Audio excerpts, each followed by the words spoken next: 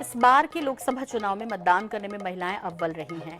चुनाव के सभी 7 चरणों को मिलाकर देश भर में कुल 65.79% मतदान दर्ज किया गया। खास बात ये रही कि कुल 19 राज्यों और केंद्र शासित प्रदेशों में महिलाओं ने पुरुषों के मुकाबले ज्यादा संख्या में मतदान किया है। एक रिपोर्ट।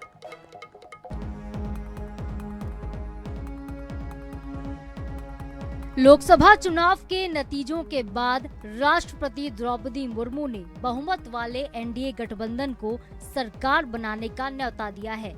एनडीए संसदीय दल के नेता चुने गए नरेंद्र मोदी रविवार को लगातार तीसरी बार पीएम पद की शपथ लेंगे। चुनाव आयोग ने लोकसभा चुनाव में सभी सफल उम्मीदवारों की सूची के साथ ही चुनाव के नोटिफिकेशन की कॉपी भी राष्ट्रपति को सौंप दी है। आयोग के आंकड़ों पर नजर डालें तो सभी चरणों को मिलाकर देश भर में कुल 65.79% मतदान दर्ज किया गया। हालांकि इसमें पोस्टल बैलेट के मत शामिल नहीं हैं। इस बार पिछले चुनाव के मुकाबले 1.6% कम वोटिंग हुई। पिछली बार कुल आंकड़ा 67.40% था। 2019 चुनाव में 61 करोड़ 5 लाख लोगों ने वोट डाले थे। इस बार मतदाताओं की संख्या बढ़कर 64 करोड़ 2 लाख हो गई है। मतदान से जुड़ी खास बात ये रही कि कुल 19 राज्यों और केंद्र शासित प्रदेशों में महिलाओं ने पुरुषों के मुकाबले अधिक वोट किए। इसमें बिहार भी शामिल है, जहां पुरुषों के मुकाबले 6% से भी ज्यादा महिलाओं ने वोट डाले। बिहार में 53.28% पुरुष और 59.39% महिलाओं ने मतदान किया। झारखंड में ये अंतर तकरीबन 5% का रहा। झारखंड में जहां 63.79% पुरुष और 68% से ज्यादा महिलाओं ने वोट डाले।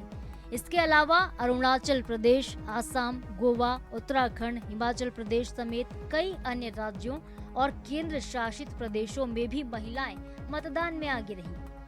देश में कुल वोटिंग प्रतिशत में भी महिलाएं पुरुषों से मामूली अंतर से पीछे रहीं, जहां कुल 65.80% पुरुषों ने मतदान किया तो वहीं 65.78% महिलाओं ने वोट डाले, जबकि अन्य कैटेगरी का मतदान फीसदी 27% रहा। राज्यवार अगर बात करें तो देश भर में सबसे ज्यादा मतदान लक्षद्वीप में दर्ज किया गया, जहां 84.16% मतदाताओं ने अपने मताधिकार का इस्तेमाल किया। इसके बाद असम में 81.56%, त्रिपुरा में 80.93% और आंध्र प्रदेश में 80.66% मतदान दर्ज हुआ। सबसे कम मतदान बिहार में 56.19% रहा। इसके बाद मिजोरम में 56.87% रहा तो यूपी में 56.92% मतदान प्रतिशत हुआ। चरणों के अनुसार सबसे अधिक मतदान चौथे चरण में और सबसे कम 5वें चरण में दर्ज किया गया। बता दें कि लोकसभा चुनाव में भाजपा को 240 सीटें मिली हैं। ये बहुमत के आंकड़े यानी 272 से 32 सीटें कम हैं। हालांकि एनडीए ने 293 सीटों के साथ ही बहुमत के आंकड़े को पार कर लिया है। एनडीए में भाजपा के अलावा 14 सहयोगी दलों के 53 सांसद हैं, तो वहीं कांग्रेस को 99 सीटें और इंडिया ब्लॉक को 234 सीटें मिली हैं। News bureau INS 24/7।